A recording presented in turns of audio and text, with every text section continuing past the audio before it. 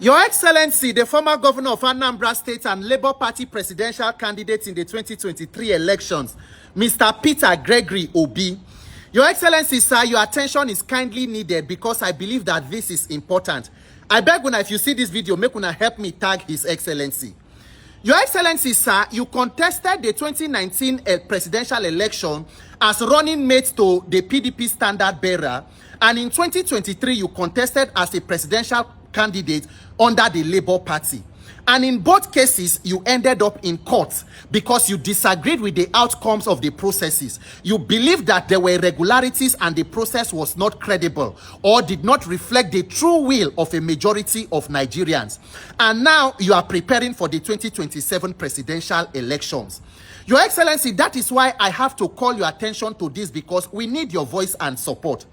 If you truly believe, sir, that the difference between the Nigeria that is today and the Nigeria that should have been, or the Nigeria that should have been in the process of becoming, was INEC and the electoral process, Your Excellency, why are you not paying attention or putting a spotlight on INEC and that agency?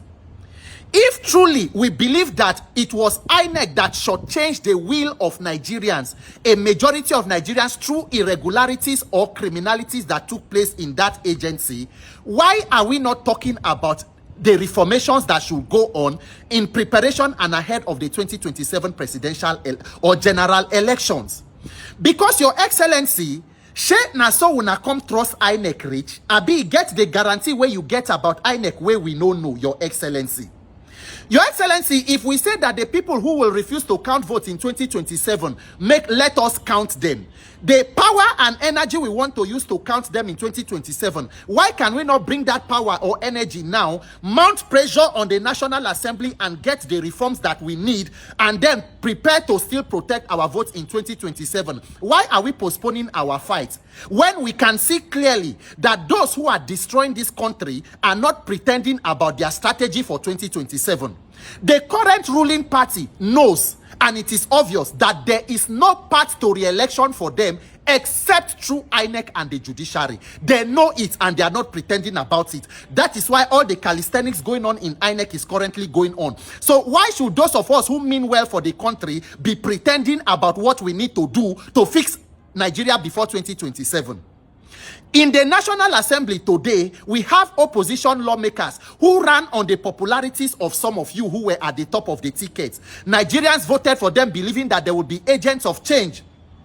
But they went into the parliament and have conformed and become worse than the status quo that they met there. For more than 2 years, not one opposition lawmaker, whether Labour or PDP, has had the courage to be able to even sponsor a bill that talks about mandatory electronic transmission of results, to at least protect the electoral process legally from judicial technicalities while we begin to talk about protecting of the votes. Your Excellency, how can we continue in this kind of process? Because for me, Your Excellency, 2027, we have to get it right. 2027, I don't want to be involved in another wise goose chase and then, see, Your Excellency, I take God beg you. I have been on this internet for months. We are screaming out my lungs about electoral reform. Now, only person know the thing where your eye don't see. I don't lose weight. I don't enter depression. I don't come out. Only everybody know how that they go waka for this Nigeria. Your Excellency, 2027, Your Excellency, 2027, I take God beg you. This issue of INEC and electoral reform, because everybody kept quiet, the INEC chairman who oversaw the criminality that took place in 2023 is still parading himself as an unbiased electoral umpire, trying to make prisoners and every other policy where he will approve, but not going towards mandatory electronic transmission of result. Even though he will leave office before 2027, there are already plans to replace him with someone who will be worse than him. We take God beg you, Your Excellency. Nigerian youth, we are waiting to hear your opinion. The strength of our democracy is not in coalition. It is in free, fair, and credible elections. It is in the strength of our institutions, beginning with the electoral system. That is the recruitment process for Nigerian leaders. And I know that you share this sentiment. So if you know that that recruitment process is very important, Your Excellency, why you know they talk about that recruitment process to be reformed and to be fixed? Your Excellency, I take God beg you. I take God because, the one where we did so now, me, now my last energy, now the last, Your Excellency, Allow God to use you. There can be no democracy without free and fair elections.